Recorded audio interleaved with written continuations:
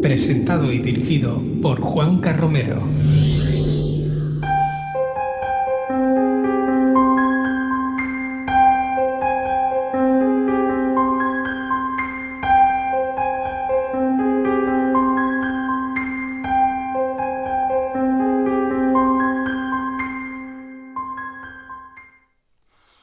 Hola, sé bienvenido, bienvenida a una nueva entrega de Ángulo 13, el primero que hacemos en este año 2021. Aprovecho para felicitarte el que auguramos, o por lo menos deseamos, sea un buen año. Muchos han llevado una sorpresa.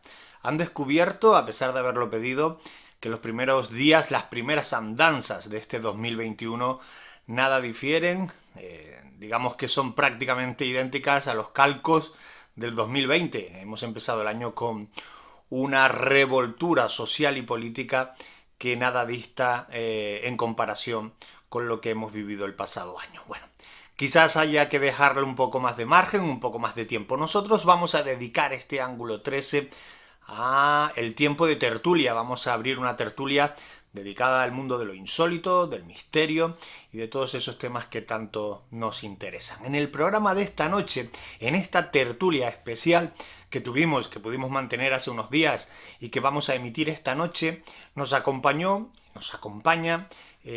buenos amigos. Estará con nosotros Alexandra Fernández, estará también Iván Figueiras, Santi García, Marc Riera, también estará Miquel Navarro. Bueno, hablaremos, insisto, de un montón de temas que espero sean de tu agrado. No nos vamos a enredar mucho, ya al final del programa tenemos algo más de tiempo para señalar algunos apuntes. Te invito a que te sumes a esta entrega de Ángulo 13, la primera de 2021, y mucho menos va a ser la última. Comenzamos.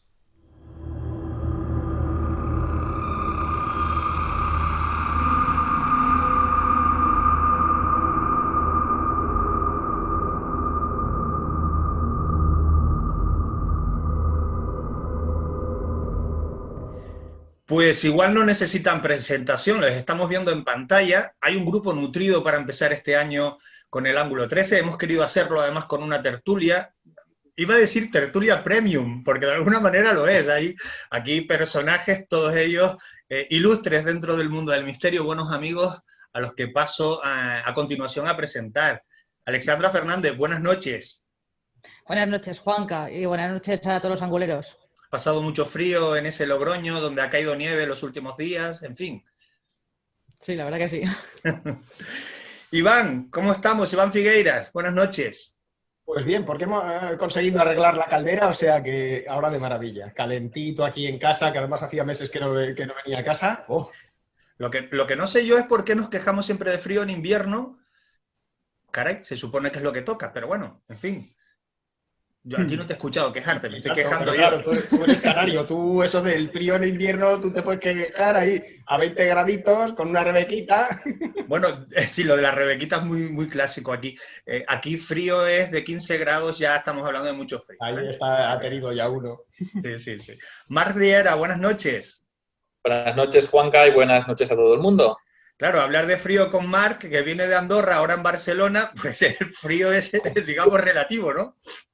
Bueno, ya no me sorprende nada, a mí la verdad, el frío allí es espectacular. Santi García, buenas noches.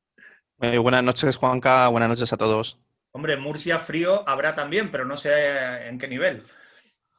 Bueno, estamos en torno a 5 o 6 graditos. Bueno. Fresquito. Eso es mucho frío. Miquel Navarro, buenas noches. Buenas noches, Juanca, encantado y hace muchos años que nos conocemos, aunque no en persona, pero sí por tantos gustos afines y unas cuantas veces, pues bueno, hemos intercambiado impresiones. Qué bueno, sí, además es verdad que con Miquel desde, bueno, igual que con el resto, pero con Miquel desde hace muchos años, Internet ha cobrado sentido, es decir, la distancia que nos separa hace que el Internet sea una herramienta importantísima. Lo estamos comprobando ahora, de hecho, ¿no? Esta tertulia no hubiera sido posible si no fuese, primero por las circunstancias que nos han llevado a modificar, digamos, nuestra forma de comunicar, en este caso el ángulo 13 pasa a vídeo, sino que podamos estar en diferentes puntos del mapa hablando esta noche. Así que yo les agradezco un montón que se presten a esta tortura a la que hemos llamado tertulia. Mm. Te estás Es colocando una tortulia, ¿no? Sí, una tortulia. Mira, podríamos patentarlo, ¿no? Bueno, antes de arrancar con la tertulia, sí me gustaría conocer, yo sé que es como muy tópico, está arrancando el año, no vengamos con, vamos a decir, con roñas típicas de, ay, yo deseo para este año yo creo que mejor no desear La paz nada. mundial. Sí, La paz sí. mundial. Pero bueno, ¿cómo lo afrontamos? Sabiendo que el bicho no se murió en la noche del 31. Gracias por decir eso. Gracias. Cada día te quiero más. Pues completa incertidumbre, por lo menos en mi caso. O sea, no puedo opinar de ninguna de las maneras porque para mí no hay indicios en ninguna de las direcciones. O sea, que estamos en un momento, estamos como sedados. No, de desconocimiento. Yo diría que de desconocimiento. O sea, que nadie sabe lo que va a pasar en los próximos meses. Y el que diga que lo sabe o está en un puesto de muy arriba o tiene algún problema de egocentrismo. El trabajo quizás sea lo que más nos puede preocupar en este momento, aparte de la salud, está claro, ¿no? Sí. Sí. Sí. Sí, está claro. Estoy con Iván. O sea, nadie sabe lo que nos va a pasar, nadie sabe lo que nos va a deparar en los próximos meses. Si tuviera que decir algo es que pase pronto, que el 2021 pase muy rápido y que descubramos rápido qué es lo que es, cómo se va a poder navegar, cómo se va a poder controlar toda esta situación, porque es muy, muy compleja, pero bueno, también con optimismo y con cierta alegría, ¿no? Bueno, supuestamente hemos pasado una parte muy, muy compleja, un momento muy complicado, y aunque quedan todavía momentos difíciles que pasar, parece que lo peor ya ha sucedido, o al menos eso comentan. Es que creo que es la tercera vez que han dicho eso ya, de que Lo de lo peor, ¿no? Sí, sí. Entonces ya... Lo peor ha pasado. Bueno, yo el Hay otro día Hay comentaba... un dicho americano que dice que si tú me engañas una vez, la culpa es tuya. Pero que si tú me tomas el pelo 2 veces, la culpa es mía. Correcto. Creo que ya lo he dicho todo. El otro día comentaba, hablando de esto con unos amigos, que ahora mismo vivimos en esa especie de incertidumbre, que estas ventanas, nunca mejor dicho, son muy buenas para seguir comunicándonos y seguir con nuestras inquietudes, nuestros deseos y nuestras ilusiones. Yo creo que esos son 3 conceptos clave para pasar esta incertidumbre, seguir adelante y hablar de lo que nos gusta, tener ilusiones, y creo que es fundamental en este impasse que estamos viviendo, pues seguir con nuestras ilusiones, seguir con nuestros deseos y seguir adelante con lo que nos gusta, que al final es el motor de nuestro día a día, ¿no? El seguir adelante con la ilusión, y creo que es muy importante el tema de la ilusión. Sí, sí. Y los planes. Y la adaptación. Al final no sabemos lo que viene y la clave es saber adaptarnos Sobre y todo afrontarlo con optimismo. La coexistencia, ¿no? El normalizar un poquito toda esta situación, el que tengamos unas pautas para poder continuar con nuestra labor, tanto de investigación como nuestros trabajos, como nuestra vida, de una manera más o menos normalizada. No digo normal, sino simplemente normalizada, que se pueda coexistir. Sí, de hecho yo creo que la clave está precisamente en esto, intentar adaptarnos a lo que hay, intentar hacer vida normal dentro de lo que cabe y sobre todo no dejarnos influenciar, sobre todo por muchas veces lo que dicen los medios de comunicación, que a veces no es al 100% la verdad, sino que es lo que quieren que escuchemos en ese momento. Simplemente opino que es esto, hacer vida lo más normal que se pueda, adaptándonos, pero tampoco dejándonos engañar, que muchas veces nos engañar inconscientemente. A veces hasta queremos que nos engañen. Es que ahora, yo no sé si les ha pasado, cuando sales a la calle, esos momentos de lucidez que surgen a veces, o por lo menos a mí, que no la tengo todo el tiempo, cuando me sale la lucidez la aprovecho, ¿no? Y me pongo a mirar a la gente por la calle, el comportamiento, cuáles son las nuevas normas, las restricciones. Es brutal el cambio que ha dado nuestra vida. Es que yo no sé si lo hemos dimensionado bien, el cambio que ha dado nuestra vida en cuestión de meses, el cambio que ha venido para quedarse, ya no digo meses, el resto de nuestros días. Yo creo que todavía no somos consecuentes de eso, ¿eh? Pero bueno. Los que acabarán pagando realmente todo esto, todos estos cambios, son los más pequeños, los niños. Hay niños que a día de hoy, por ejemplo, el tema de la mascarilla, hay niños que tienen pánico a ir sin mascarilla por la calle o que quitarse la mascarilla en cierto lugar. Y los niños realmente son los que van a sufrir el día de mañana. Un chaval que tenga ahora 3, 4 años, si las cosas siguen igual, cuando crezca un poquito más, tendrá fobia realmente a la sociabilización. Cierto. Y ya no solo 3 o 4 años, estoy pensando en los chavales que están en plena preadolescencia, que han visto truncada, o sea, su círculo social y están pasando de una sociedad que peleaba por socializar cada vez más los ambientes a una sociedad totalmente individualista, donde no compartas, donde cuidado donde te metes, cuidado con el mundo que te rodea, no vaya a ser que te contagies. Es muy complejo y es muy Yo he vivido peligroso. eso, precisamente, he vivido eso en primera persona, lo que dice Santi. El tema de la efervescencia, del término de la adolescencia ya con el paso a lo juvenil, por así decir. Y mi hijo tiene 17 años y me dice, me han jodido ahora mismo para ellos, ahora mismo el sentimiento que tienen es que les han jodido la vida. Sí. Jodido ese año, esos 2 años ya, que era cuando empezaban a salir, cuando empezaban a compartir y a descubrir cosas que eran nuevas e ilusionantes para ellos. Y ahora mismo me decía eso, ¿no? Yo, por supuesto, le doy tranquilidad, le digo, no te preocupes, esto es pasajero, vamos a salir de esto y vas a tener oportunidades de compartir pues, nuevas experiencias y nuevas ilusiones. Pero claro, para ellos es un mazazo, para chavales Sí, lo es. de 16, 17 años, ¿no? Mi hija tiene 16 años salen y se reúnen con sus amigos a través de sus ojos y de su boca, no del teléfono móvil. Estos lo han pasado muy mal. Hay otros a los que les va a dar igual. No, pero el problema de esto, Iván, es que el problema que tienen ahora ellos, esa generación de la que habla Miquel, mi hija tiene 16 años, yo también lo veo, es que es verdad, están con sus amigos en las calles, en las plazas, se reúnen, eso se ha acabado o casi que se ha acabado y ahora de alguna manera y de forma oficial los han incrustado en su habitación nuevamente, los han metido detrás de un aparato nuevamente, quienes habíamos hecho un trabajo amplio para que se relacionasen, eso se ha perdido. Nos puede parecer a nosotros que tenemos una edad por encima de los 16, 17 años, pues a nosotros igual nos parece una cosa banal el hecho de que acaben su ciclo formativo y no puedan celebrar la orla o hacer su viaje de fin de curso, algo tan ilusionante para esas generaciones como lo fue para nosotros.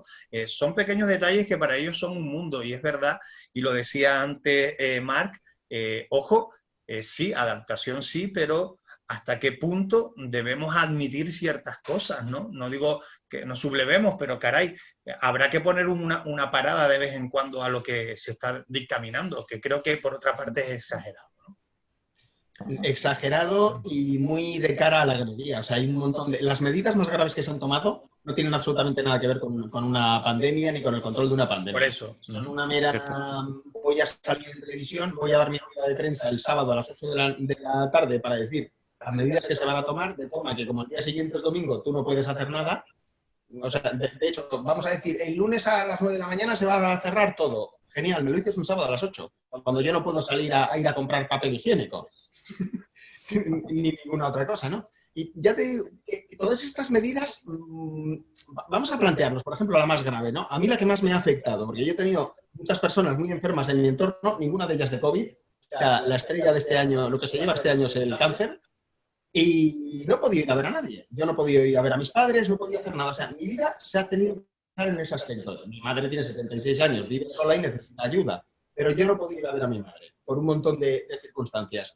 Y todavía estoy intentando entender si es que los virus no se contagian a través de las fronteras de las comunidades autónomas. O es que los virus solo se contagian hasta las 11 de la noche, porque hay un toque de queda. Digo, ¿alguien me puede explicar de qué carajo sirve un toque de queda? O nos quedamos todos en casa, confinados, como hicimos al principio, que funcionó de maravilla, cada uno en su casita, o todos y todos a cruzar fronteras y a lo que nos dé la gana, con las medidas que se pueda, mascarillas, etcétera, etcétera. Pero por favor, es que nos han desaparecido esos fundamentales simplemente porque algún político se ha querido hacer una foto y decir, es que estoy haciendo algo Pues no estás haciendo nada. Lo que estás haciendo es cargarte el Estado democrático básico, lo estás cargando. Como encima se ha creado un estado de manipulación en el que la gente se ha dividido en dos. Están los integristas, pues ahora me pongo mascarilla. Y los integristas del, pues si tú no te pones mascarilla, voy a poner. ¿No? Por un ejemplo, el de la mascarilla, que es lo más visible y lo más fácil.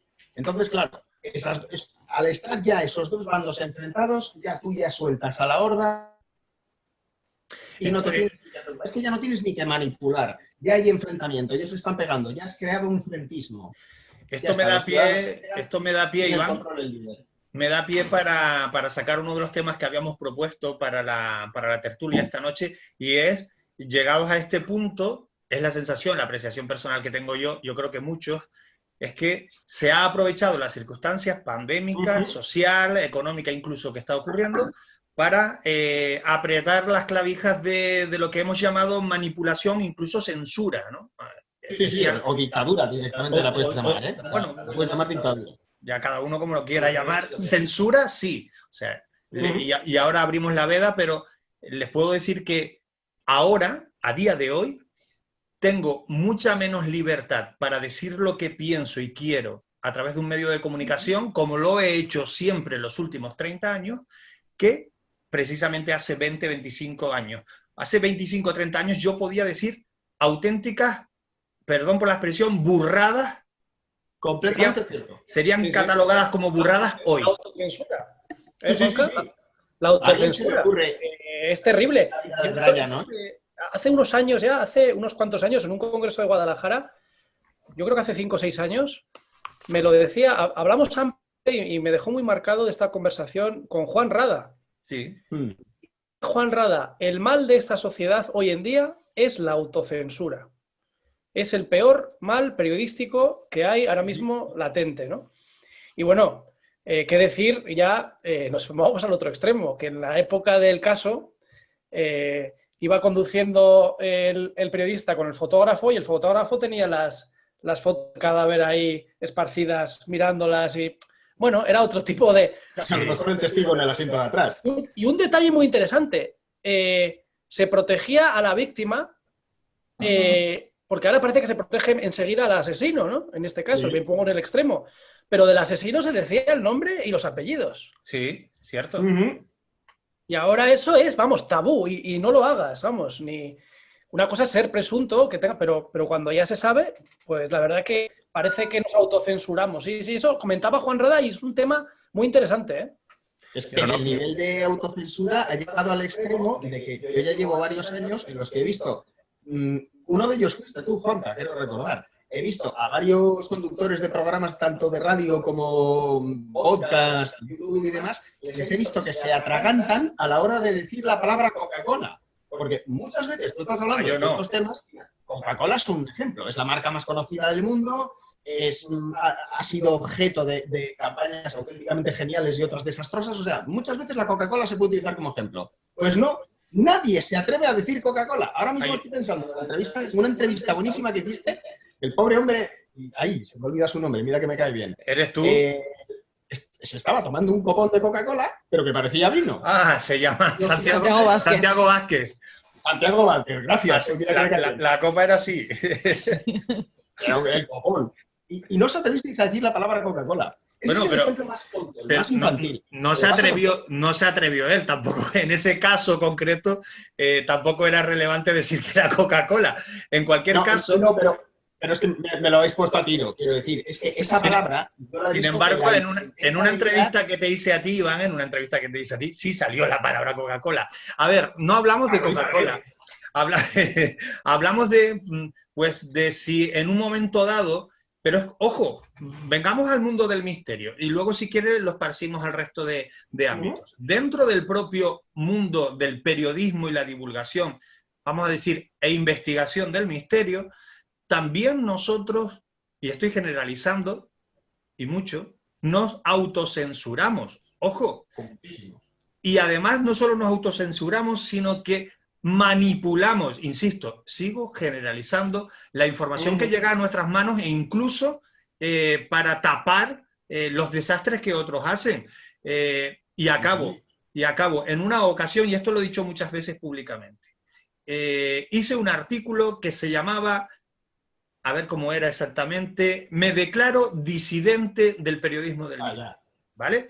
Ese artículo sirvió para que muchos de nuestros compañeros periodistas y divulgadores del misterio me dieran hasta por el higadillo, por privado o por público, porque cómo podía opinar yo eso del mundo del periodismo del misterio. No, pues, qué fuerte, ¿eh? ¿Cómo puedes tú opinar? Qué fuerte. ¿Te das cuenta que cuando el mismo periodista ejerce ese tipo de prácticas tenemos un problema muy gordo? Tenemos un problema muy gordo. Porque es muy fuerte que te digan lo que puedes o no puedes opinar. O sea, el nazi ese quién era, se me ocurren muchos ejemplos. Muchos, qué son fuerte. muchos. Estoy hablando que Muy 6 o fuerte. 7. Dan permiso, ¿no? Su venia, para que puedas opinar y puedas pensar. Ya ves lo que me importa. Es autocensura, no es una autocensura cualquiera, es una autocensura muy ideada y muy interesada, ¿eh? Es una autocensura interesada porque me interesa remar a favor de otra corriente. Y eso es por algo, no es porque sí. Esa autocensura siempre suele ser por un motivo. Y hay también mucho miedo, ¿eh? En el mundo del misterio. ¿Eh? Ese es otro motivo. O sea, es curioso que el mundo del misterio haya miedo. Es curioso. Es alucinante. Bueno, a ver. Mira, vamos a empezar. Espera, porque dame un segundo, Iván, porque como vamos con retardo, hay algunos que tienen más retardo que otros y al final nunca logramos que hable. Vale. Estaba hablando Marc, pero como va con un pelín de retardo, ahora.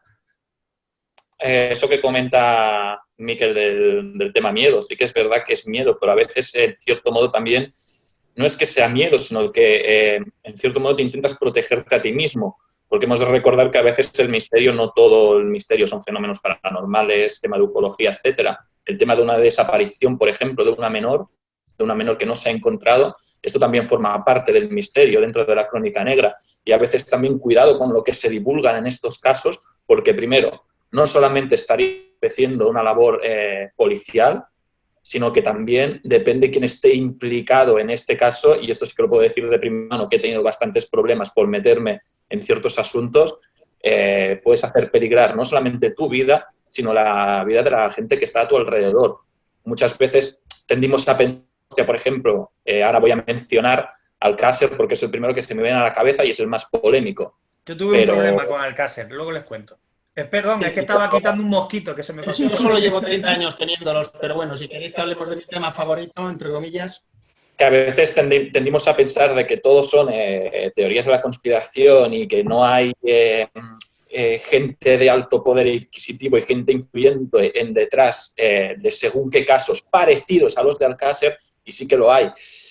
Y, cuidado, que a veces... Marc, yo estoy de acuerdo contigo, pero no hablo de ese tipo de miedo, ¿eh? Hablo del tipo de miedo de apoyar o denostar a tal o cual divulgador. Que para algunos es muy fácil machacar a una persona, pero a otra por la misma equivocación, y pongo un ejemplo, así por una equivocación cualquiera, la misma equivocación uno y otro, no es la misma vara de medir. ¿Por qué? Porque hay un interés, ahí hay algo dirigido. O sea, no es un interés, no es algo porque sí, hay algo que realmente, a mí eso me parece lamentable, muy poco profesional. Si vas de que eres profesional. Sí. Pongo el ejemplo de lo de Alcácer que estaba diciendo. Todas las leyendas urbanas, todas las teorías de la conspiración, etcétera, etcétera, que surgieron, fue porque dos personas se forraron con ello. Montaron un negocio mediático, se les unió un periodista de mucho prestigio, se hicieron millonarios todos, y oye, 30 años más tarde seguimos con las mismas gilipolleces. Eso sí, con 9 condenas judiciales cada uno de ellos. No pasa nada, pero todavía estamos con lo de las teorías de la conspiración. Y cuando encima intentas decir que Pepe Navarro es un estafador, todavía la gente se te puede tirar encima, pero gracias a Dios tengo una sentencia aquí en casa que dice Pepe Navarro ha sido condenado por tal. Juanca, pero, sí. ¿No? Juanca, perdona rápidamente, un momento. Dime, sí.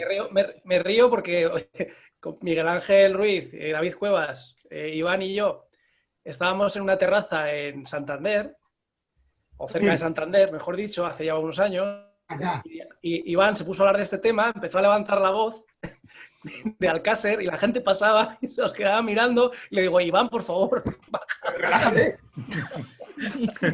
Es que son temas, no son temas. Sí, no, pero fíjate, en la temporada que hicimos nosotros en Ángulo 13, esto no lo he dicho nunca, no. Lo voy a decir. En la temporada que yo hice en Onda Cero, año 2011-2012, llega un contacto que me dice, te voy a dar información de Alcácer que nadie se atreve a contar. Y esto es lo típico, digo, yo quiero verla, ¿no? Efectivamente, me mandan unos documentos. Llegan por correo electrónico, a Ángulo 13, yo los imprimo para tenerlos sobre la mesa porque estoy dispuesto a, a leerlo directamente con nombres y apellidos, aquello que me habían enviado. Bien. Yo dejo aquel documento, esto es literal, dejo aquel documento sobre una de las mesas, me voy a tomar el café previo y cuando vuelvo, que no está. Digo, uy, ¿qué pasó? Bueno, pues voy a imprimirlo de nuevo. ¿Cuál fue mi error? Que yo había dejado el ordenador del estudio abierto con la cuenta de... Me borraron el correo electrónico. Alguien de la emisora me borró el correo electrónico. Dime tú si podían haber borrado cosas. Fue ese correo electrónico, concretamente. Una emisora que sí, que es conocida, pero que está aquí en Tenerife. A ver, no nos engañemos. ¿Qué daño podía llegar a ser? No lo sé. Fíjate hasta dónde llega esa burbuja que se va retroalimentando y que al final se convierte pues, en un tabú, se convierte en una censura extendida, no sé cómo llamarlo, ¿no? Pero que es gravísimo lo que ocurre con temas como ese y otros muchos, ¿no? Es que también hemos perdido... Sí, perdón. No digo, es que también hemos perdido el principio de autoridad. O sea, voy a seguir barriendo para casa, ¿no? Con este caso. Yo tuve una vez una discusión con una amiga a la que quiero un montón, pero tuve una discusión, es una amiga muy aficionada al tomate y todo este tipo de programas de, no sé cómo se llaman. El tomate, pensaba que a hacerse espagueti. Llevo 25 años sin ver la tele, tengo esa suerte. Y se puso a discutir conmigo, pero además súper acalorada. A mí que ya sabe cómo soy yo a veces y me estaba pasando. Y sobre el tema del Alcácer, yo le estaba diciendo, vamos a ver, escúchame un momento. Tú tienes una serie de opiniones creadas porque has visto una serie de personas pegando gritos en televisión y yo tengo la opinión creada porque yo estaba ahí el día 1, el día 2, y el día 200, y el día 2000, porque mi madre fue la que dirigió la acusación. Y yo colaboraba con ella porque colaboraba en la misma ONG que tiene ella. Y sabemos muy bien lo que pasó y sabemos que todo lo que se decía en televisión es mentira, es un caso normal y corriente. No tiene ninguna diferenciación, por ejemplo, con el caso de Olga Sangrador, que fue exactamente igual, con un año de diferencia. No hubo ninguna diferencia. ¿Qué ocurrió? Que lo de Alcácer, hubo una serie de personas que montaron el show mediático que montaron, incluso, además es que lo curioso fue años más tarde, no fue cuando surgió el problema. Cuando ocurrió el caso, se encontraron los cadáveres y demás, se llevó a cabo la investigación, con sus aciertos, sus errores, como todas las investigaciones del mundo, pero no pasaba nada, hasta que empezó el negocio mediático. Y la persona en cuestión se pone a discutir conmigo, ¿en base a qué? A una serie de creencias que tiene y opiniones personales que tiene. No ha leído una sentencia, no ha visto una sola fotografía forense, no ha estado nunca en la zona, no ha hablado con los abogados, no sabe absolutamente nada del tema, pero se atreve a discutirle con el tío que tuvo que digitalizar todo el material de la acusación. Tiene pelendeides y ganó la discusión, porque yo me rendí. Y eso es lo que pasa con todo el mundo. Dices, ostras, una persona es una autoridad, porque estaba dentro. Otra persona no tiene ni idea más que porque lo ha visto en televisión. Esta es la que se lleva todo. Esta es la sociedad que tenemos hoy en día, porque ocurre prácticamente en todas partes. Y es un cáncer el que era antes la televisión. Lo que pasa es que ahora ese cáncer se ha trasladado a YouTube a cierto tipo de personas. No nos pongamos vacunas. Se puso de poco también un tío a contarme no sé qué rollos del 5G, explicándome cosas de frecuencias. Claro, no sabía que yo había trabajado muchos años con radares. Como persona que ha estado en la Marina, he sido operador de sonar, pero también mandaba todos los radares del barco. Y se ponían a contarme unas milongas de frecuencias que yo me quedaba muy diciendo, ¿qué estás diciendo? Tú, claro, estás acostumbrado a bombardear a la gente con una serie de datos que tú no tienes ni pajolera idea de lo que son, ¿eh? Pero como sabes que el otro tampoco lo sabe, le aplastas con esa información y quedas como el mejor cuñado de la sala. Iván, tienes un poquillo un poquillo no, tienes mucho acople, a ver si lo puedes solucionar. Sí. Sí, se oye un poquillo repetido, yo por lo menos lo escucho así, ¿no? Vale. Santi, Alexandra, no sé si tienen opinión sobre si se sienten censurados alguna vez o si de verdad esto se palpa o no. A lo mejor son paranoias de unos cuantos que hacemos periodismo o hacemos comunicación, no lo sé. No, sí. Perdón, Alejandra. No. Adelante. No, a ver, que yo lo que iba a decir es que Bueno, sí es verdad que parece que ciertos no en general, divulgadores, investigadores, hay también en el tema del misterio temas intocables porque, como decía Iván, no hay una autoridad en ese tema y ya como lo que vaya a decir cualquiera como que no tiene ya sentido o no me veo capacitado para hablar de eso, aunque en realidad no sea una información, digamos, válida, ¿no? O que sea un vendehumos, pero esa es la figura principal de ese tema y parece que hay como relleno, ¿no? Hablar de ese tema o de meterse en ese campo, en ese cortijo, como suele decir Iván. Entonces, bueno, yo ahí sí veo censura.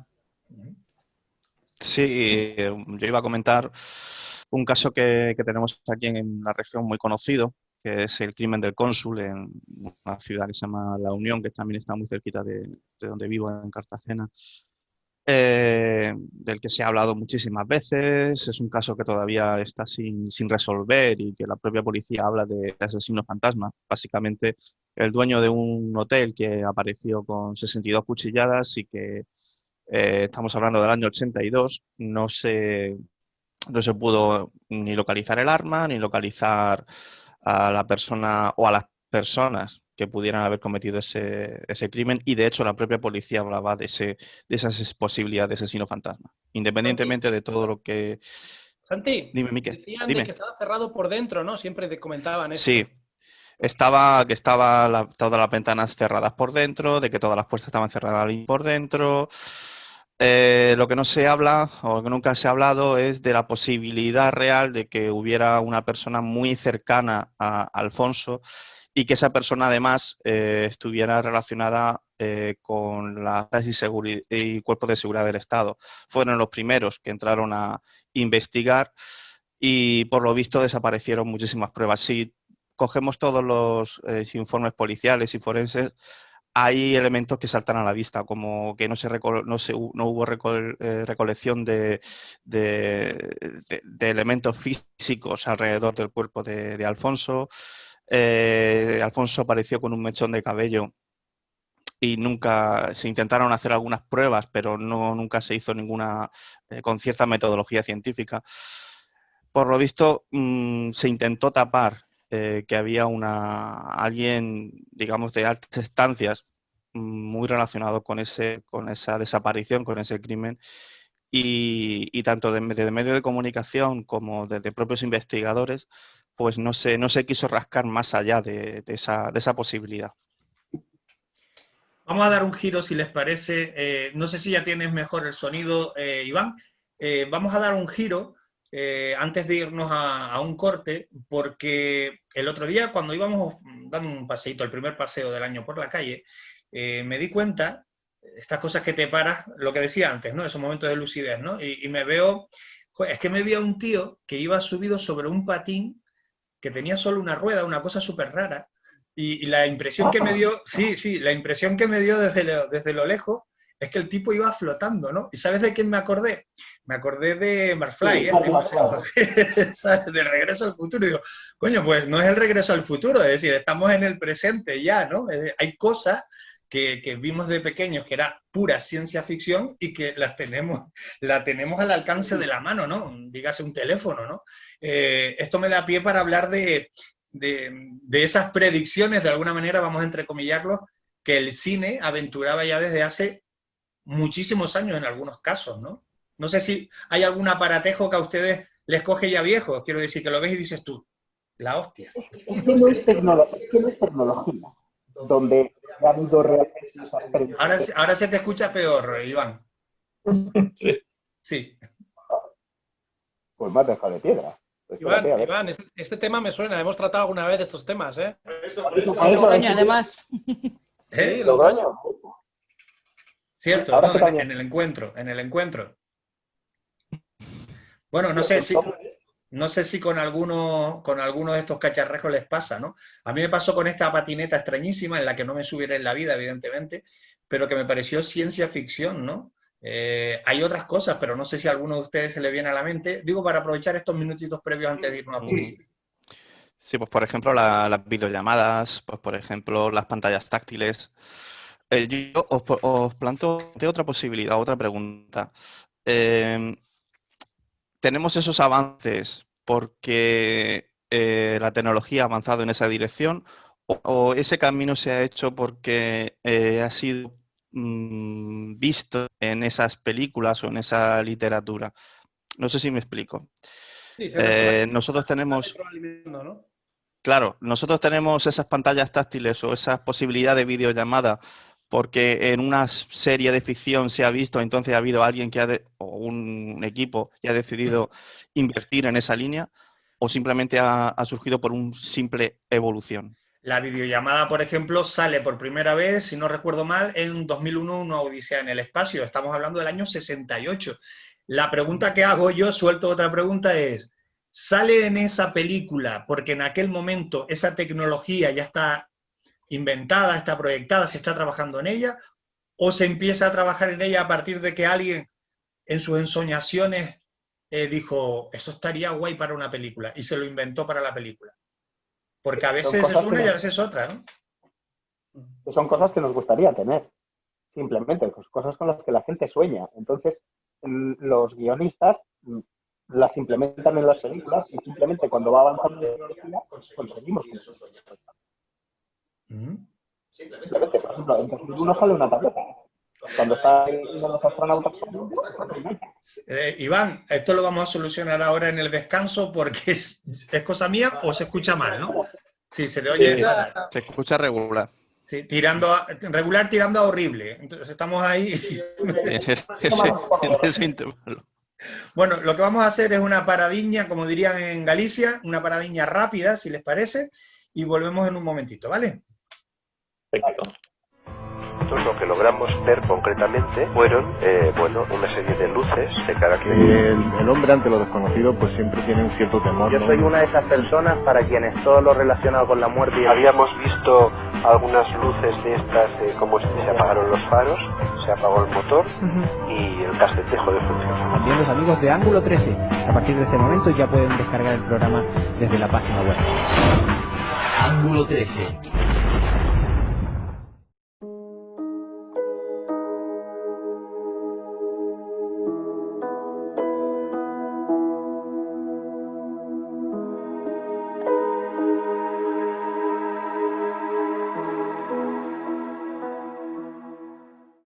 Forma de ver las cosas. Tu ángulo de visión. Periodismo de investigación. Ángulo 13.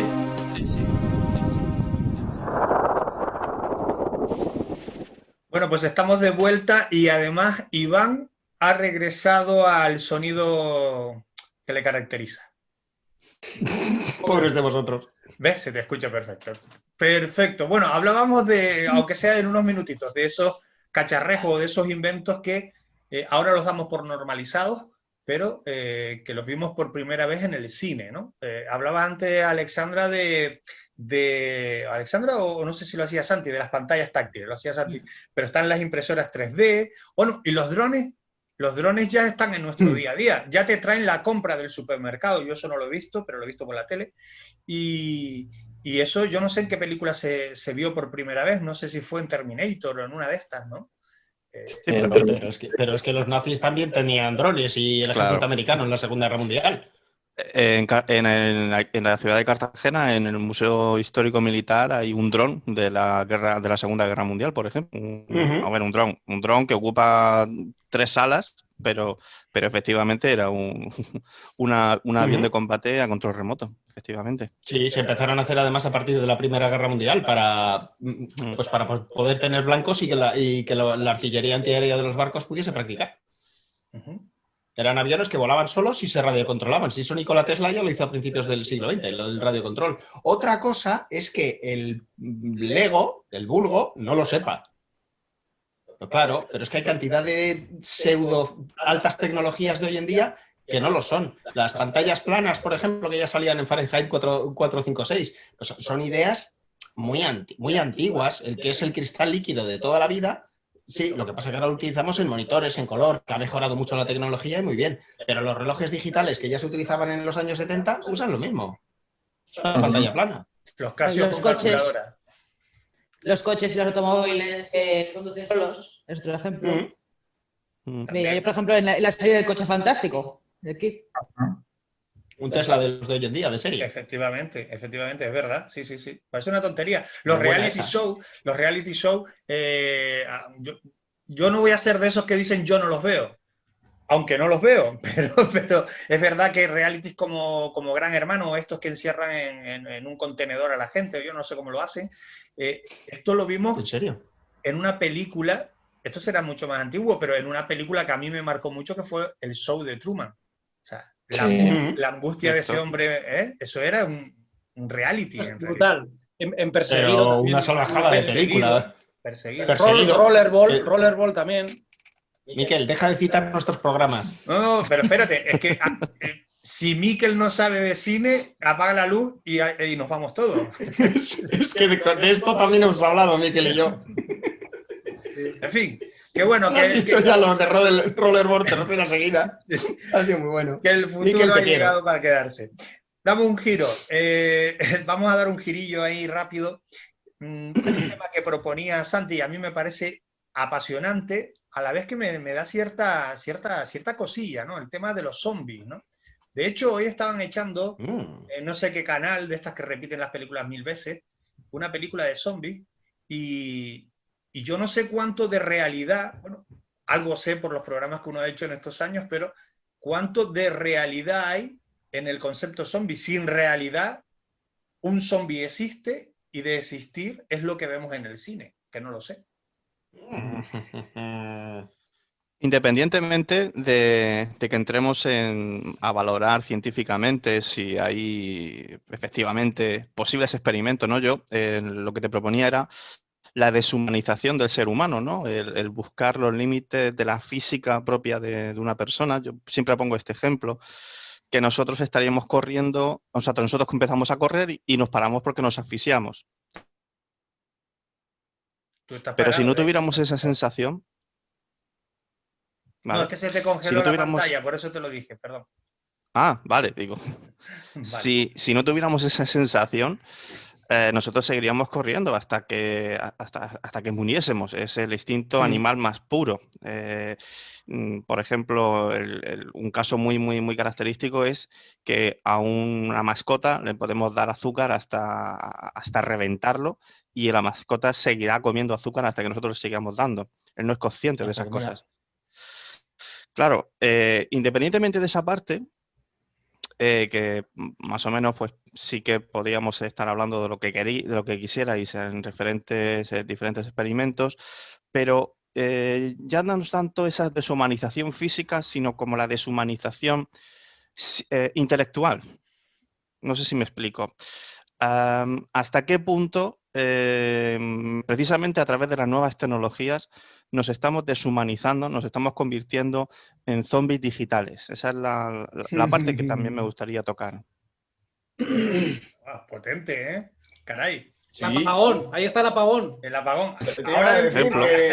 Ahora hablamos del apagón. Está ahí abajo, que diga algo. Por ejemplo. O la psicóloga. Ahora que caigo. Hombre, sí es verdad que existe un trastorno, que es el síndrome de Cotard. Que bueno, Cotard.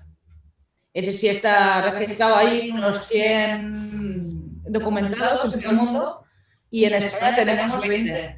Y bueno, consiste en que la persona siente que está muerta a todos los niveles. O sea, primero va viendo como el mundo exterior deja de existir y luego ya internamente siente que no tiene vida. De hecho, puede llegar a tener alucinaciones y ver como los gusanos por debajo de la piel se estarían comiendo la carne, los órganos, y eso es un trastorno descrito. Caray, sí. Vaya cosa lee esta mujer. Lo primero que hice fue joder mucho. No sé por qué lo preguntamos. Caray. Miguel. Nos quedamos todos callados, silencio de los corderos. No, lo que decía Santi, que es muy interesante lo de la deshumanización, y por un apunte también que me he acordado ahora, que es muy interesante, en base a lo que dice Santi, es que ya la primera película, yo tengo noción en la que hay muertos vivientes, es justo, creo recordar, en 1918, es justo cuando termina la Primera Guerra Mundial y es una película en la que uno vuelve a su pueblo, a su lugar donde... Y es tan terrible el sentimiento de muerte, de desolación. Claro, llegaba entonces la posguerra, que todavía iba a ser peor.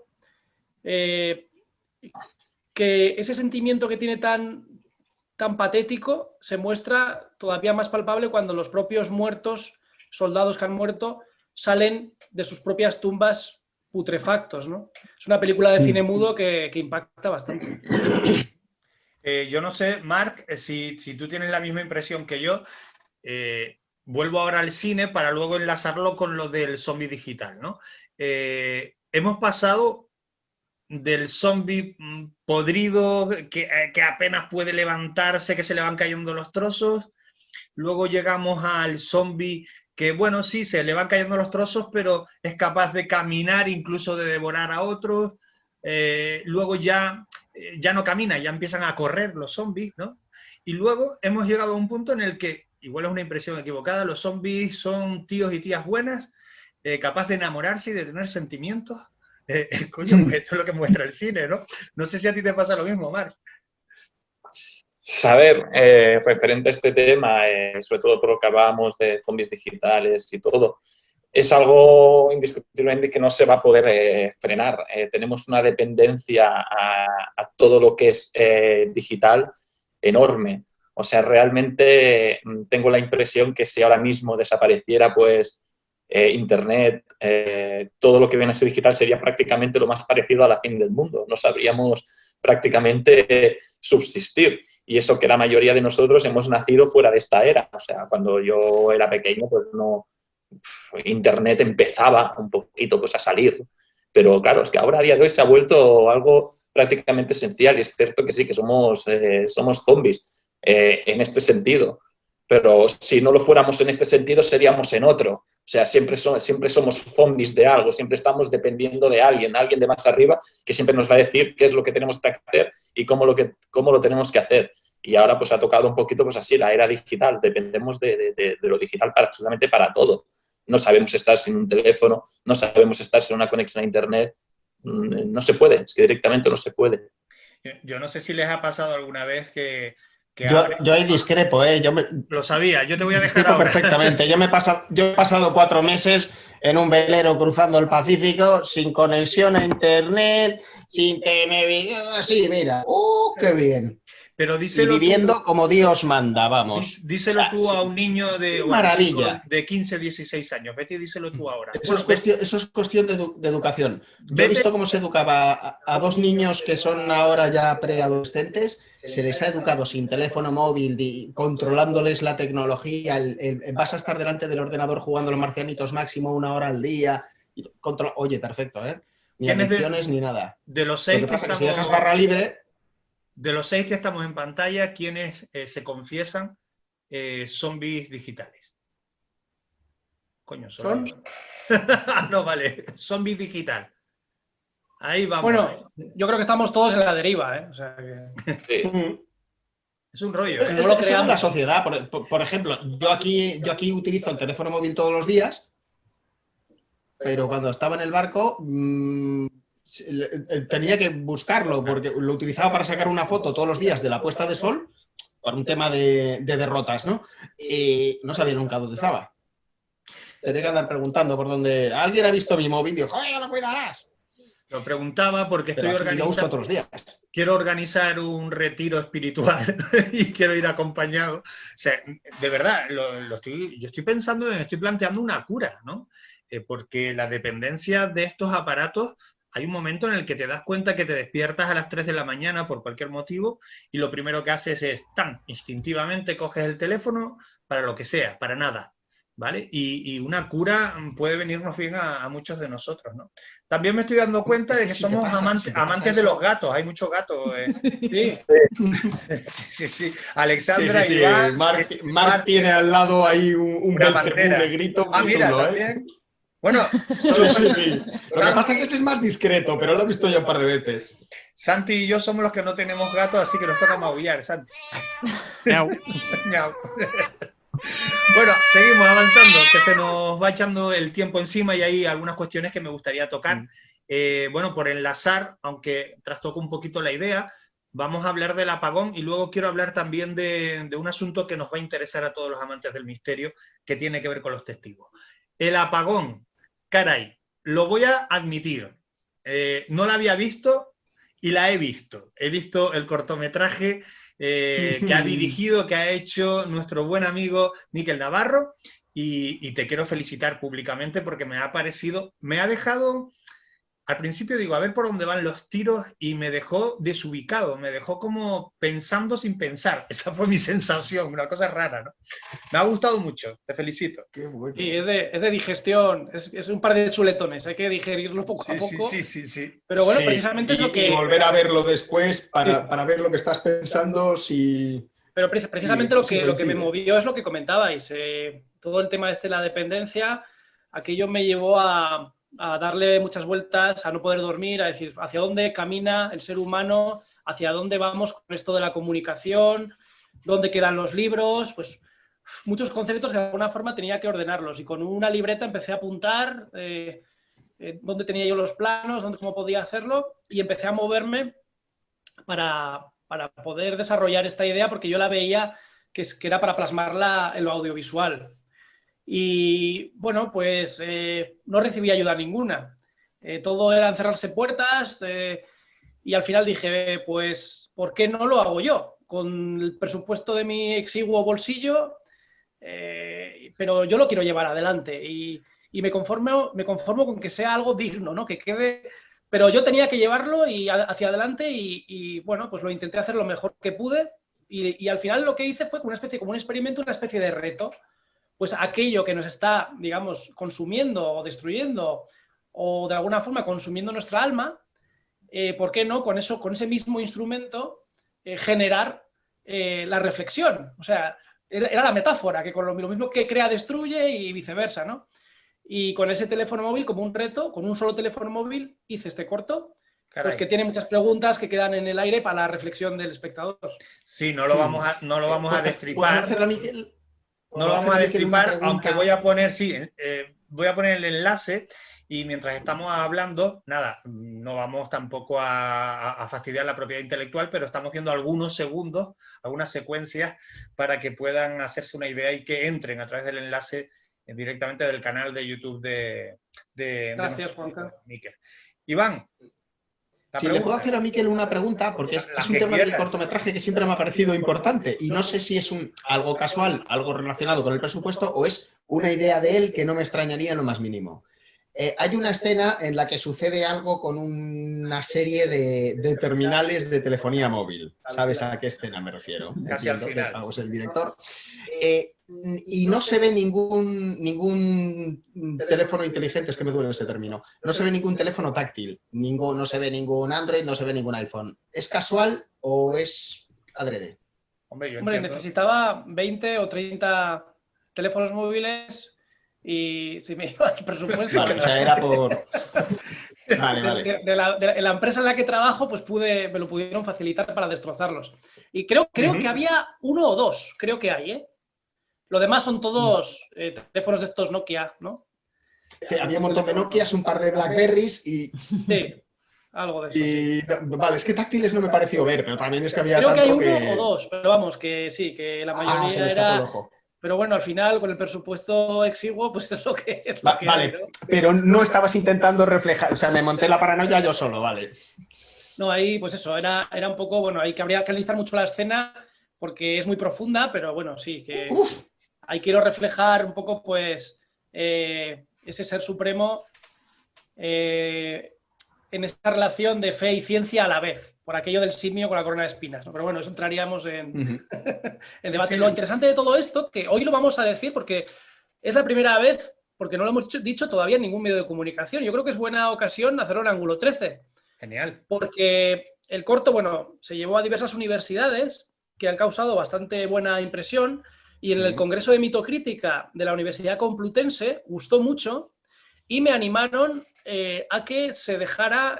bueno, claro, me gustó mucho en relación, en base al corto, a lo que está ocurriendo con el tema del COVID, porque tiene cierta relación apocalíptica, de transformación del ser humano en otra cosa que no vivíamos antes, ¿no? En esa transformación hay un cambio que eso pues, generó pues, bastante debate, ¿no? Entonces me propusieron que sería interesante dejar constancia por escrito, pues eso, de la relación del cortometraje con el tema de la pandemia. Me pareció muy interesante, hubo varios profesores, académicos que quisieron colaborar y a partir de ahí pues se me ocurrió, digo, oye, pues ¿por qué no hacemos un libro entre muchos autores, muy multidisciplinar, y que sea por una buena causa?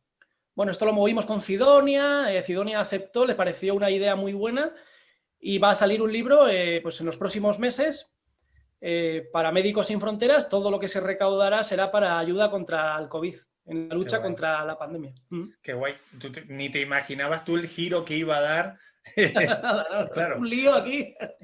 Bueno, se presentó, si no recuerdo mal, en el mes de mayo de 2019, es decir, hace añito y medio, ¿no? Que se presentó. Sí. Y fue en Logroño, ¿no? ¿O yo estoy la primera vez, iba a ser en Pamplona, pero se adelantó el Ateneo y fue los riojanos ahí a tope, y fue en Logroño, y bueno, y luego de ahí pues derivó mucho en el tema de cultura del Corte Inglés, que apostó fuerte, que la verdad que desde aquí un abrazo, porque se han portado muy bien, han apostado por el proyecto, y el Corte Inglés se divulgó pues por diversas ciudades, Zaragoza, Málaga, Madrid, y bueno, y de ahí pues dio el salto de una forma también evolutiva, pues porque fue generando sinergias y dio el salto a la universidad y en comillas, en la Universidad Pontificia, comillas, en Madrid, luego también la Complutense y luego dio el salto a México incluso, Camerún, bueno, sí. Qué bueno. No me llevo un duro, pero bueno, estamos muy contentos. Bueno, por esa parte también la hemos normalizado y yo no sé si eso está bien. Hemos normalizado, bueno, la satisfacción del creador, pero un duro no hay, ¿no? Pero bueno, el mensaje un poco que es, yo creo que es bonito lanzar, es que de la nada, porque es que con un teléfono móvil, o sea, con uno que incluso es peor que el que era un iPhone que es peor que el que que era un 7, este es un XR, pues con un iPhone 7, pues fíjate lo que se puede hacer, ¿no? Que es el medio cotidiano que tenemos en el bolsillo todos los días. Y se pueden hacer cosas pues, que creo que son creativas y además que lo más bonito de todo es que va a ayudar.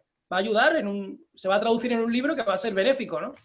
Estaremos atentos. Además, estaba yo mirando ahora la pantalla, qué cantidad de libros hay entre todos, ¿no? Todos hemos escrito, ¿no? Sí. Y de peluches, joroba, hombre. Pero no tenemos libros, pues ponemos peluches. Vaya que si no tienes libros. Tú has escrito unos cuantos ya. 3, creo, 4, no me acuerdo. Pues por ahí vamos, caminando hacia más libros. Hacia el 4+1. Estaremos atentos a ese libro y por supuesto en Ángulo 13 vamos a hablar de ese libro, consecuencia de ese buen trabajo. Rotulamos nuevamente esa dirección del canal de YouTube para que entren ya, ahora. No es que lo vayan a quitar, pero siempre es mejor verlo en caliente. Sí, lo pueden ver también a través de Vimeo, que siempre igual tiene mejor calidad. Vale, pero bueno, ponemos el enlace. En YouTube se ve de maravilla, está en alta calidad, o sea que... Bueno, ponemos el enlace que mejor se vea en este momentito y así lo pueden ver todos los anguleros. Fíjate el tema que propongo casi que para la recta final.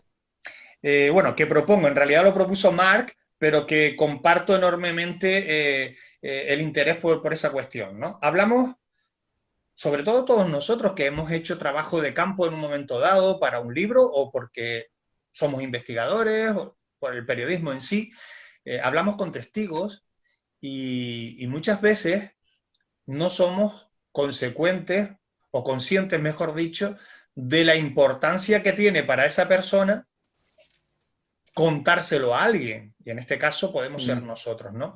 Y yo aquí saco a debate de alguna manera, y ahora hablo del mundo paranormal, del mundo del misterio, de lo insólito, saco a debate lo siguiente: ¿tiene más valor un testimonio en función de, vamos a decir, qué puesto en la sociedad ocupa el testigo?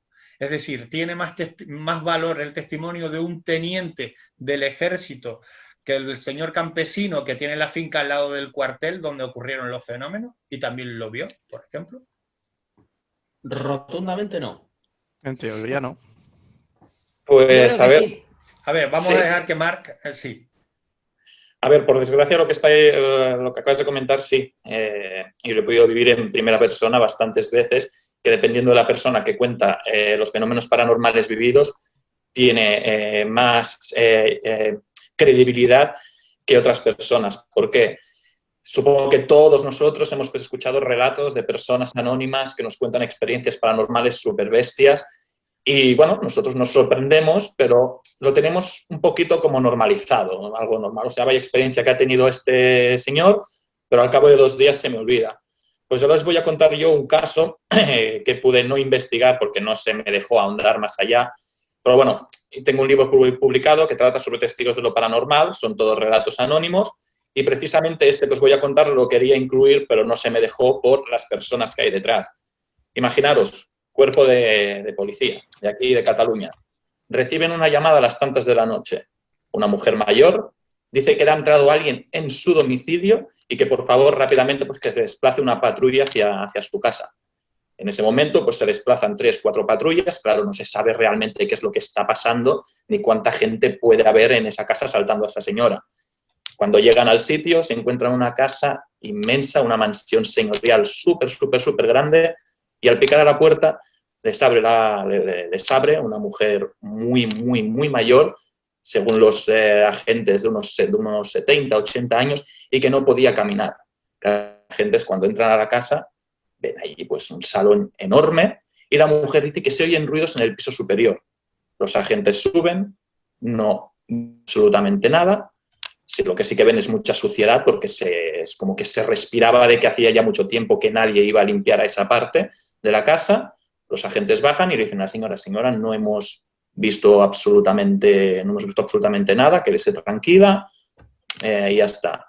Los agentes van a la comisaría, pero como que no se quedan del todo tranquilos. Y hay un agente que decide pues, un poco pues, llamar a la señora para ver cómo se encuentra, y no recibe ningún tipo de respuesta. ¿Qué pasa? Cuando otra vez el agente se desplaza hacia el domicilio de la señora, se encuentra que en ese lugar hay la misma casa, pero como ha pasado 50 años. Una casa prácticamente en ruinas, con la puerta abierta, el salón totalmente en ruinas y con grafitis, con pintadas. Claro, se queda pues sorprendido.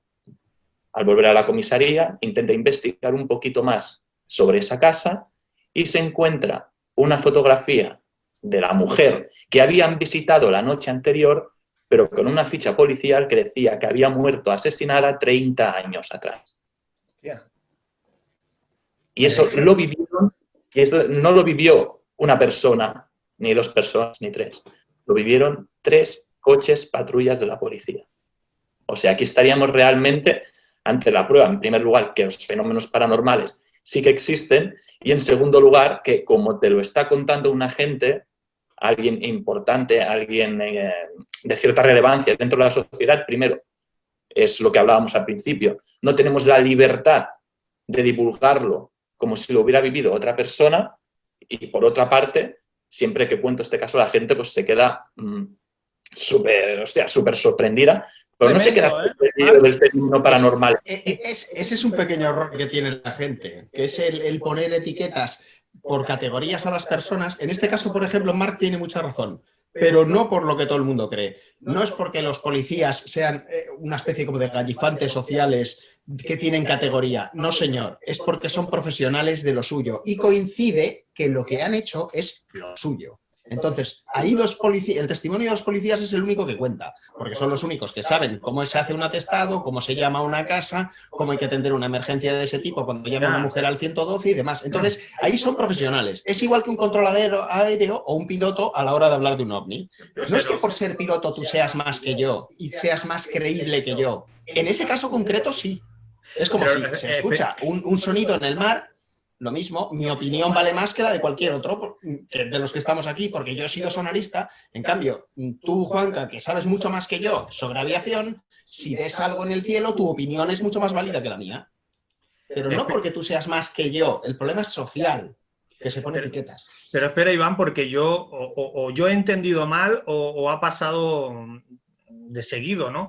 Yo interpreto, Marc, que tú has tenido problemas para hacer público, digamos, de una forma amplia este expediente? ¿Hay atestado de esto? ¿Por consejo de la policía te aconseja que no lo divulgues o es porque tú No, eres fascinante? A ver, todo empezó porque es que yo fui a entrevistar a los cuerpos de policía, no por este caso, sino porque bueno, estaba haciendo un trabajo para la universidad y nos dijeron, vamos a tocar el tema de desapariciones. Y dije, hostia, pues voy a la policía a ver cómo tratan ellos, cuál es el procedimiento a seguir cuando una persona desaparece, que es lo que hace la policía de principio a fin. Y ya que estaba, pues decidí preguntarle pues, sobre, oye, y dije, ¿vosotros como policías habéis tenido alguna vez algún encontronazo, digamos, con lo paranormal, con lo extraño, algo que no sepáis explicar? Y en ese momento me dice, apaga la cámara.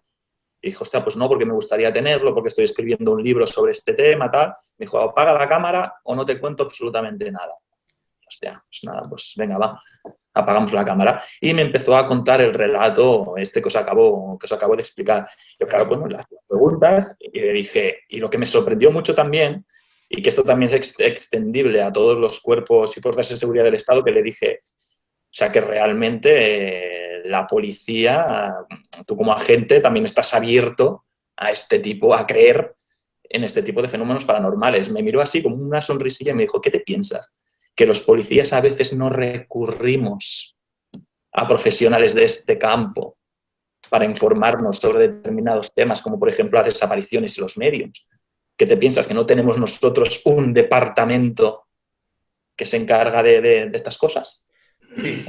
Wow. De hecho, que igual les ha pasado a algunos, de hecho, en una ocasión, el Cuerpo Nacional de Policía en la provincia de Santa Cruz de Tenerife se puso en contacto conmigo para que yo le diese información de una persona sensitiva que ellos necesitaban. Es decir, está claro, está comprobado y demostrado que sí, que en momentos determinados recurren a personas o a este tipo de frentes que puede parecer como que contradicen lo que es la rectitud, ¿no?, de una investigación policial, pero la complementa, ¿no? Es tremendo ese expediente. Preguntaba antes, Miquel, que lo encontraba, te pillabas entre medias, que me preguntaba si había testado y tal. Sí. Pues me enseñó, esto es lo bueno, que me enseñó todos los informes, porque claro, yo al principio pensaba, hostia, a lo mejor me está un poco como tomando el pelo, pero no, me sacó un dossier de 60 y pico páginas en ese mismo instante diciéndome, mira, esto todo es lo que pasó, tal, de principio a fin. O sea, que realmente... Eso es bueno. ¿Y cuántos habrá por ahí? ¿Cuántos expedientes habrá? Claro, es que si tú me dijeras... A Carballal, ¿cuántos ha robado?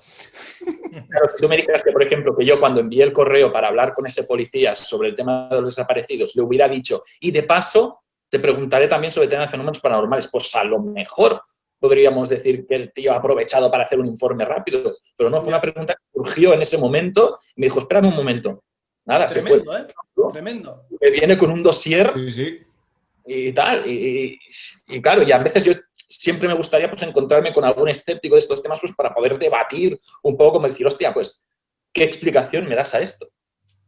Estamos ante la clara, los fenómenos paranormales existen y no me sirve lo típico que muchas veces los que siempre me han soltado, bueno, a lo mejor te estaba contando una mentira. No, o sea, siempre opino que la labor del periodista no es juzgar, sino plasmar fielmente lo que te están contando. Yo no soy nadie para evaluar a una persona ni para poner en duda... Base a los datos, además. Efectivamente, eso es la labor de un periodista. Claro, y yo no estoy aquí para decir, no te creo, me estás mintiendo. Pero claro, hostia, ¿qué explicación le podríamos dar a este fenómeno? Y por desgracia, lo que decíamos antes, y yo seguramente también caería, si un fenómeno de esta magnitud nos lo cuenta, por ejemplo, alguien que por Facebook vemos que día sí, día también, se va al campo, se va a una casa y viene cargado con un saco de psicofonías, que de esto, pues a lo mejor diríamos pues, pero hostia, es que nos lo está diciendo, o sea, un policía. Es que alguien que en teoría... Es que un profesional en ese caso de ese trabajo, o sea, es una fuente, no sé si fiable o no, porque también dependes de la persona, pero es alguien que en principio puede opinar. Juega a su favor el principio de veracidad, efectivamente. Claro. Ellos no van a plasmar en un informe policial algo que no han vivido o algo que no han visto, claro. Efectivamente, si tú has podido ver el informe policial, los policías tienen mucho que perder porque, como los militares, todo lo que haces va y se apunta. Pues, el informe de un militar puede ser una cosa así de gorda. Entonces, claro, cualquier pequeña mácula, cualquier pequeña mancha te puede arruinar una carrera, puede hacer, pues eso, que no asciendas nunca más. Entonces, cuando un policía o un militar hace un informe oficial, ostras, se la está jugando. Entonces, si lo hace, es por algo, no porque le apetezca echar un partido de cricket con nadie, es porque lo ha visto, porque cree, ojo, porque cree que lo ha visto.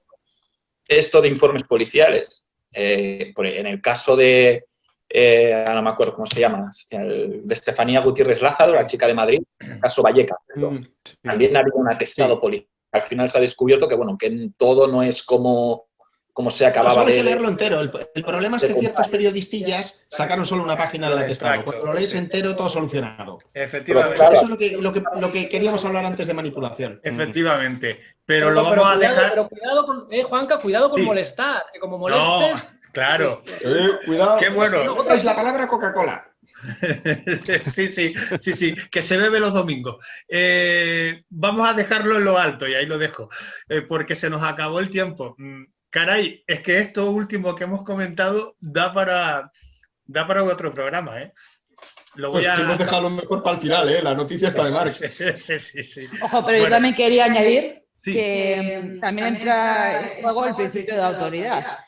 Y que eso se lleva usando mucho, se usan en los anuncios, por ejemplo. Te sale un dentista diciendo que esta pasta es genial y como lo dice un dentista, esa pasta de dientes es genial. Pues eso en el mundo del misterio también se hace. Hay programas que invitan a un teniente, a un policía, lo que sea, para darle más veracidad a un tema. Pues lo tenga o no. Y se ha descubierto, y se ha descubierto muchas veces que algunos de esos militares, policías e incluso ingenieros eran unos auténticos payasos y frikis. Eso también ha ocurrido. O sea que... Estaba pensando en el caso Vallecas, yo también, sí. Bueno, vamos a dejarlo aquí, que se nos acabó el tiempo, que de verdad, oye, qué guay.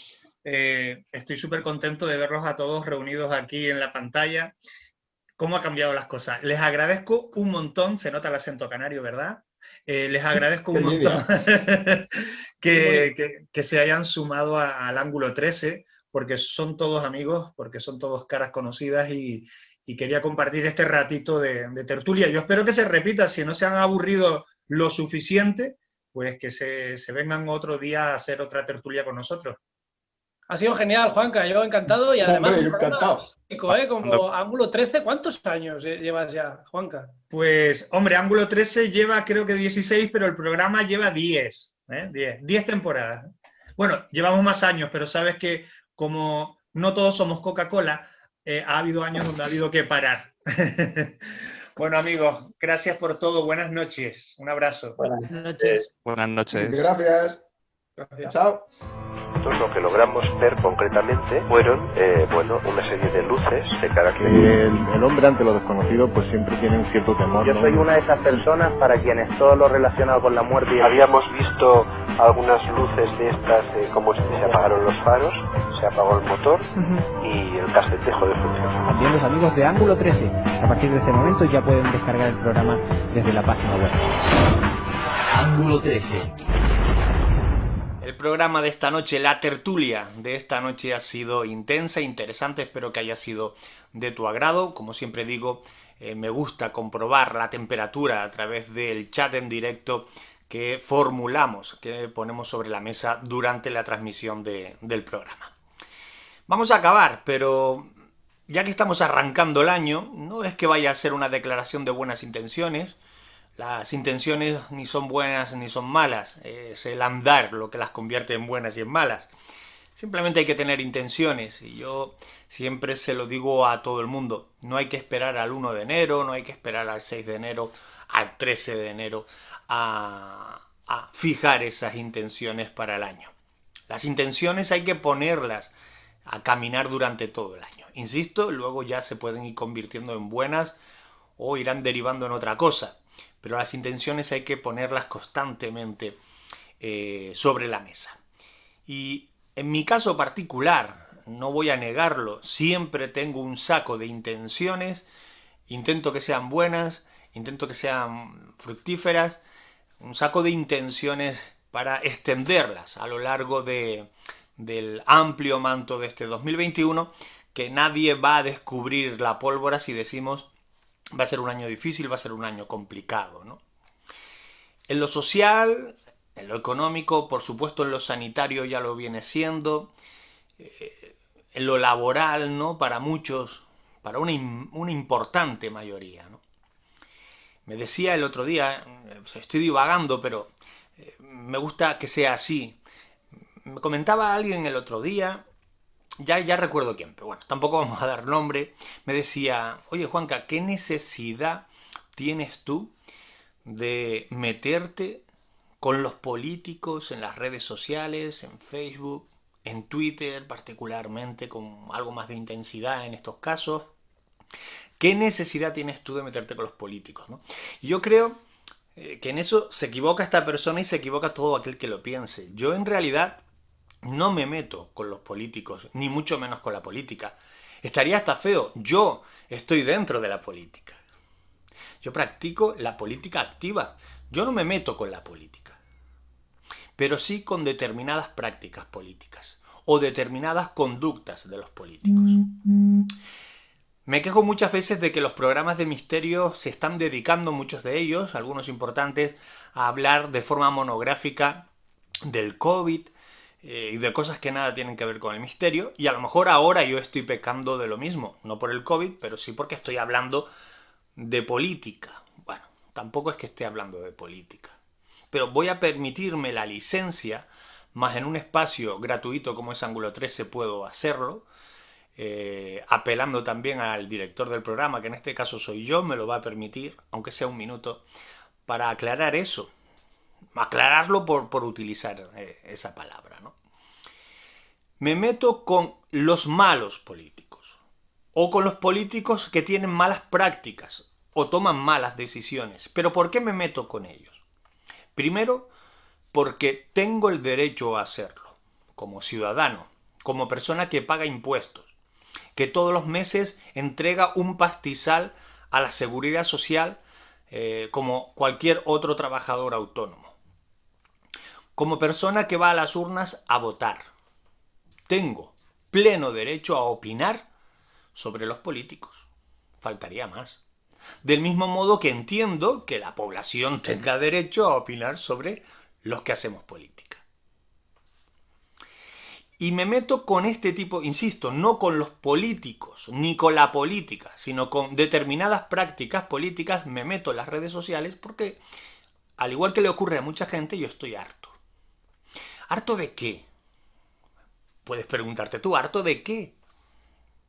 Bueno, pues estoy harto de no poder desempeñar mi trabajo desde hace muchísimos meses de forma normal.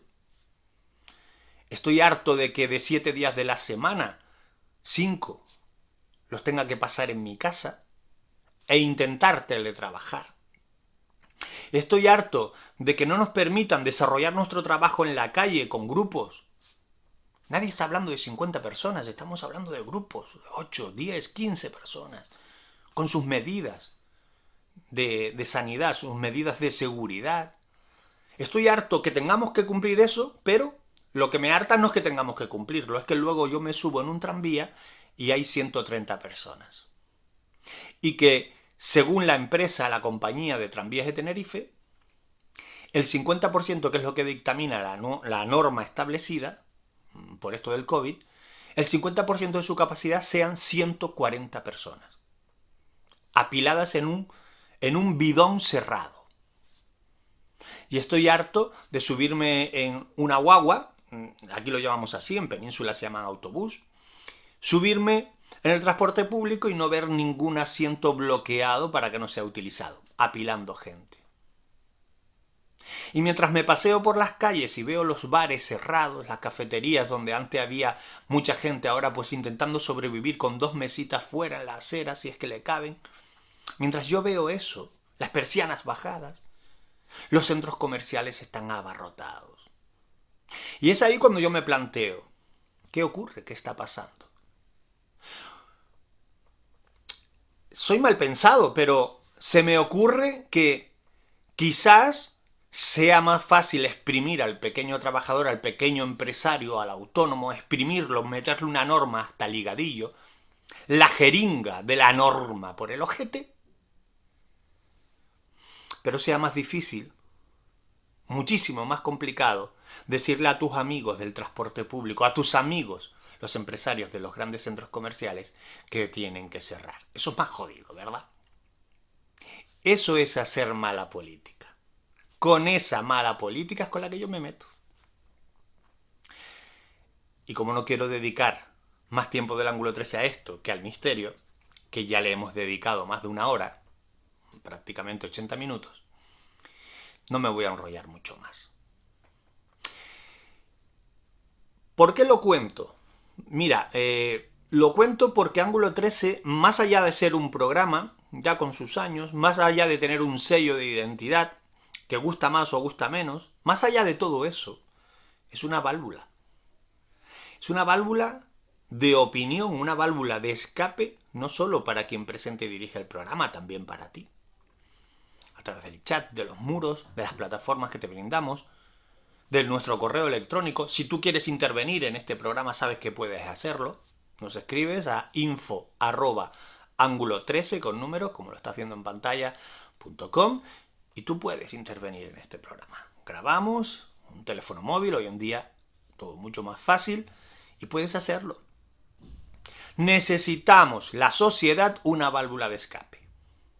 Que si salimos a la calle a cumplir una norma, porque así lo establece la autoridad política, hay que acatarla.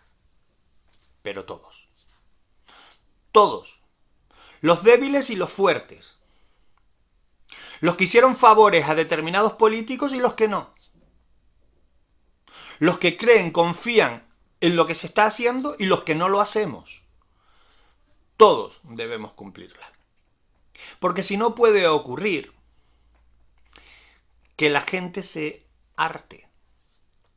Que algunos ya estrangulados, digo bien, por el hambre, pasen a grados, vamos a decir, menos convenientes y menos deseables. Y con esto que nos está cayendo encima, pones el informativo de la televisión canaria, que es la televisión pública del archipiélago de Canarias, y dedica los primeros 15 minutos del informativo, 15 minutos, ojo, esto ocurrió hace unos días, a finales de la pasada semana, dedica los primeros 15 minutos a lo que ocurrió en el Capitolio, en Estados Unidos, al asalto al imperio de la democracia. Que yo no digo que no sea una situación grave. Lo que estoy diciendo es que la televisión pública de Canarias debería centrar su tiempo, por lo menos los 15 primeros minutos, en los problemas de Canarias. A lo mejor es que hay que taparlos. A lo mejor es que hay que ponerle la alfombra roja al señor presidente. No vaya a ser que tengamos que decir que no lo estás haciendo bien. Solo a lo mejor. Otros utilizarían la palabra presuntamente, pero creo que queda grande en estos casos. Solo a lo mejor. En fin, que sí, que nos vamos, que la próxima semana volvemos, que esto es Ángulo 13, que contamos las cosas como nos apetece y las que nos apetece. Y solo se queda viéndolo aquel al que le apetece. Nos encontramos en 7 días. Hasta entonces, recibe un saludo y ten buena semana. Un abrazo.